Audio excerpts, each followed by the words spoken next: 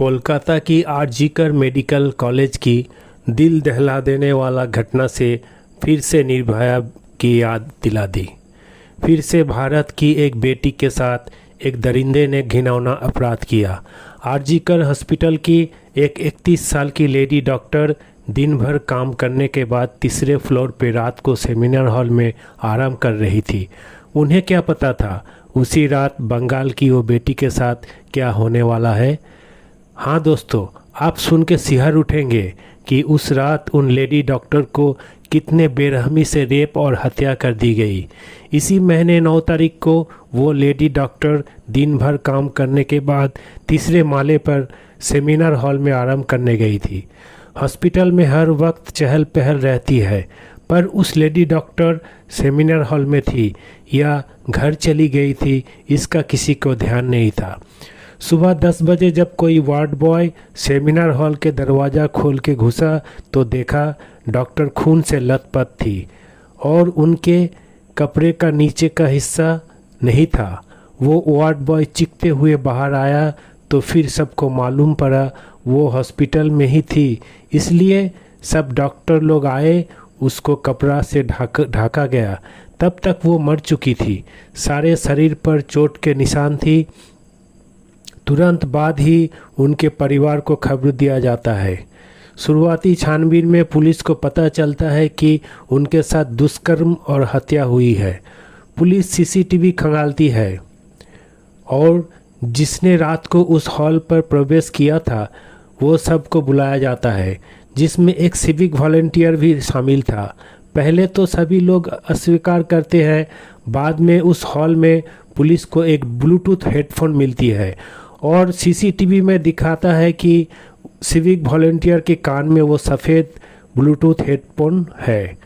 वो जब बाहर 40 मिनट बाद निकलता है तब उसकी कान में वो हेडफोन नहीं थी। बस पुलिस फिर से उसे पूछती है, मगर वो कहता है कि वो ये नहीं किया। पर जब पुलिस वो हेडफोन ऑन करती है तो वो हेडफोन उसकी फ़ोन से पेयर हो जाता है। उस सिविक वॉलंटियर का नाम है संजय रॉय, लेकिन सूत्रों के मुताबिक वो सिविक वॉलंटियर नहीं बल्कि एक ब्रोकर भी था। वो लोगों को मरीज के पैसे लेकर भर्ती कराने में मदद करता था। अब सवाल ये उठता है कि एक ब्रोकर कैसे सेमिनार हॉल में पहुंच सकता है। इस घटना को लेकर पूरी देश भर में ज़बरदस्त विरोध प्रदर्शन जारी है। पूरा देश भर के अस्पताल के डॉक्टर ने हड़ताल जारी किया है, पर पूरा देश भर में वी वांट जस्टिस के नारे लग रहे हैं। पूरा देश को इस घटना ने झंझोर कर रख दिया है। दोस्तों, जान बचाने वाले डॉक्टर से इतनी दरिंदगी कौन कर सकता है। दोस्तों, पोस्टमार्टम रिपोर्ट आ चुकी है। इस रिपोर्ट में क्या है, इसे सुनने के बाद आपके रोंगटे खड़े हो जाएंगे।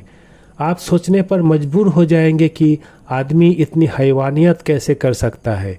दोस्तों, उस लेडीज़ डॉक्टर के साथ इस कदर हैवानियत हुई है, उसे कोई भी इंसान सुनकर रूह कांप उठेगा।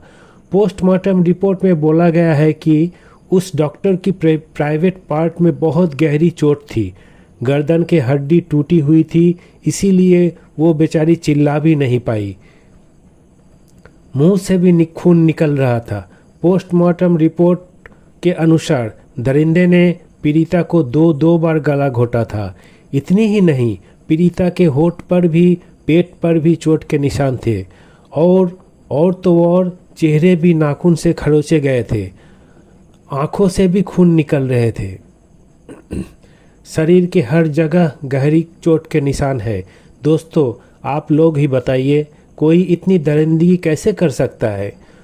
वारदात को अंजाम देने के बाद वो पुलिस बारक पर जाके सो जाता है। दोस्तों, पूरा देश भर में अभी ज़बरदस्त गुस्से का माहौल है। लोग सड़कों पर जगह जगह प्रदर्शन कर रहे हैं। इधर कोलकाता हाई कोर्ट ने आज सीबीआई को जांच के फैसला सुनाया। हम आशा रखते हैं कि उस दरिंदे को जितनी जल्द से जल्द हो सके फांसी के तख्ते पर झुलाया जाएगा। आज बहुत सारे गम के साथ आप लोगों से विदा ले रहा हूँ, इस बात को दोहराते हुए कि जस्टिस फॉर इंडियन डॉटर। धन्यवाद।